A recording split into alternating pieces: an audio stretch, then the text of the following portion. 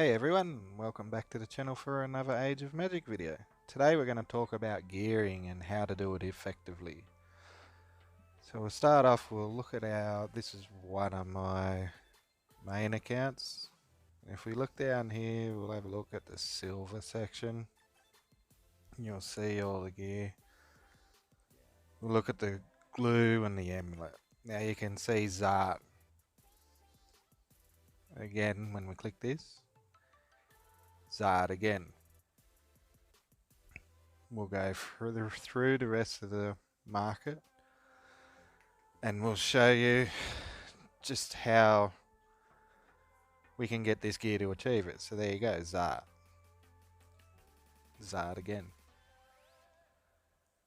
Under the Valley of Arena. Zart once more. Valley of Treasures. Zart. Zart. And again. We move over to Clan. 2 pieces for him.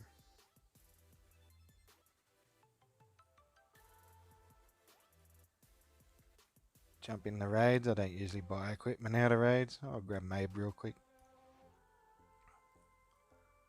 And again, there's a piece of equipment there for him. So you can see all my shops have got something for Zart, and I'll show you why when we get to see my characters. So you can see here, Lucky's max full gear at 9. Succubus, max full gear at 9. Azariel, max full gear at 9.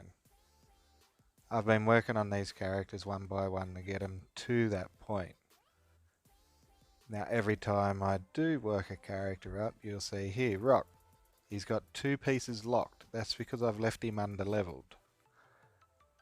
Again with Swamp Killer, I've left her under leveled. Them pieces are locked. You can see what we need in there, but they are locked. I've leveled up Zart to 70 because he's the next one I want to take up. Again, Cage is locked. Because I've done that, Mirrodin's ready to come up once I finish these characters. Because I've done that, that's why the shops have essentially begun that way. They've begun giving me all Zart pieces. Now if you look through here, I've got all scattered characters with empty slots and they need stuff. Now what I'm going to show you next is on my small account. So here's looking at my small account. As you can see, I've left no characters with an empty slot at all. The only one with an empty slot at the moment is Lucky because I'm not up to that area of the campaign to farm that one piece. But if you look at Torok, see Lucky's just there, she's all full. In the market there's still a piece for her there. That pops up every time I log into the market. I get that for silver. So eventually I'll fill that without even having to go to that section. But here, if you look at Torok, that's what his market's looking like. I'll have a bit for silver and the rest for gold. That's only because the shops at this level do not have that much equipment. So it's going to offer you a lot of gold. Again, for this one, there's, there's 4 bits of gold there. It's completely useless if you buy the 150 for 30, then the others are pointless. But it's the same token. I've set that in motion for my end game because all my characters are full. So Torok's the next one I'm building up. After that I'll probably go Infernius or Abyss Hound. But I will unlock that character. I'll fill his equipment ready for the next level. Then I'll pick another character, say Hargrim, because I might want a 3rd healer later. Notice all my characters are at 1, 20 that were when we started characters. Karana's the only starter character I leveled up a little bit higher because I wanted a 3rd healer in a couple of my arena matches. But she's probably, I'll just take her to 40 and leave her there. Or I'll just leave her the way she is. She's sort of finished to me now that I've unlocked Hargrim. As you can see, rolling me starter characters. Everyone who's followed my couple of previous videos would know I was going to take my starter characters to 20, and I've only taken them to a gear level 3. That was enough to get me to where I needed to be, and then I've left them at that.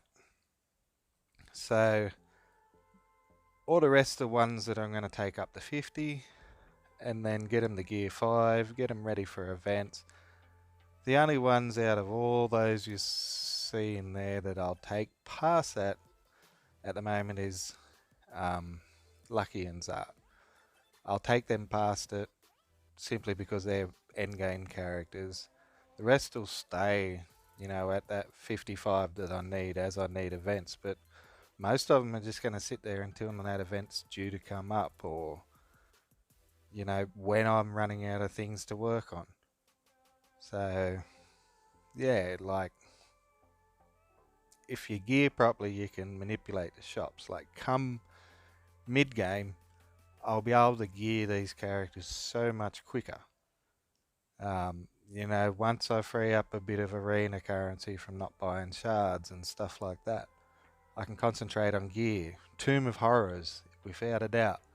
As soon as I finish sharding up characters I want out of there, I'm going to get a ton of gear from that straight away. It's, yeah, guys, like, it's just one great little tip I wanted to pass on to you. I did a lot of testing on this small account to see if it was going to work from day one.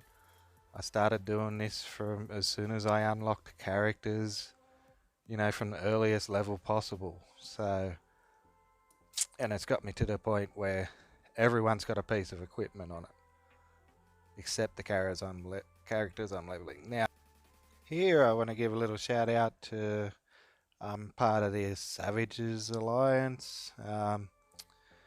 And they've started up a new little starter clan, a Raid 1 clan. As you can see, it's already 3 million power.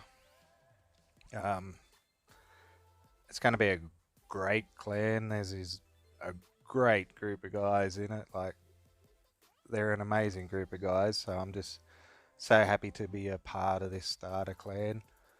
My little account will be working its way up through it, and I've just popped my very first account that made a lot of mistakes on, but it's 35k, so, and it'll stay in there to help that clan out for the rest of its period. So big shout out to these guys, great bunch of guys.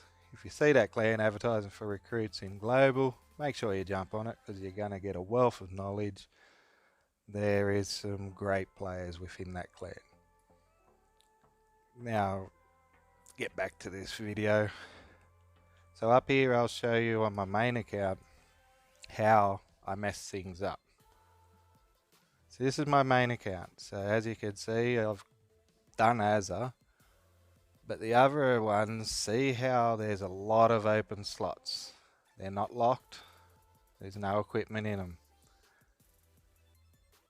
I did it all wrong on my main account, and that's where I learnt my mistakes. So I went back and did it on my other accounts.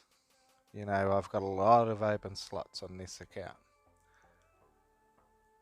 So that's why I wanted to make this video, and I wanted to experiment and get this up, because, to be at this level I should have these characters pretty much max. But as you can see, there's one in market for gold, that's it. This piece here, none available anywhere. I look in there, only available in questing. I go through all my characters like this. They're all the same. Any piece that pops up, it'll be there for gold. Or not available at all. If you follow my method earlier on, when you get to this point, every time you look at what you need, there's gonna be something available there. Whether it's raid points or arena points and you haven't got them, or it's gold, but you're still gonna have 3 or 4 different options on that screen, which is, a very big thing when you start getting to gear 9 and gear 10. So if you look in my market, we'll have a look through here. Click on the first item. We've got cage, mate. Then we've got, cage. It's leaning towards one character in a sense. So see how the common character is cage within the shop, but that ain't the character I want to level up at this stage. I'm pretty sure at that point I'm working on lucky. So, I made all them earlier mistakes. I got my characters up to this level, and now it's all over the place with my shops. A lot of these items, you're going to depend on shops to get them. You can't depend on campaign to get them. That's why I really wanted to put this video out there so people can see, to get their shops efficient for them. Level your character's gear up quicker. Get it to that point where you want it to be at for your characters. Okay guys, just a little quick tip on energy spending. A lot of people, they struggle to find their 600 portal stones a day. So the way I do it, and it works out really good, so you'll see your quest times and your clan quest times. In blue energy, every hour is 10 energy. In the purple energy, every hour is 5 energy. And that's how I work it out. So, my reset is at midnight in 5 hours. So I will turn around and I'll use all my energy to a point that when I wake up in the morning, get ready to do what I need to do, my energy will be full to do my quests. And as you can see there, I've still got 1 refresh left on my 50 energy, and I've actually completed my portal stones because I effectively work out my energy this way. So every time there's a clan reset, I've got full energy. So I hope you liked the video guys, and see you next time.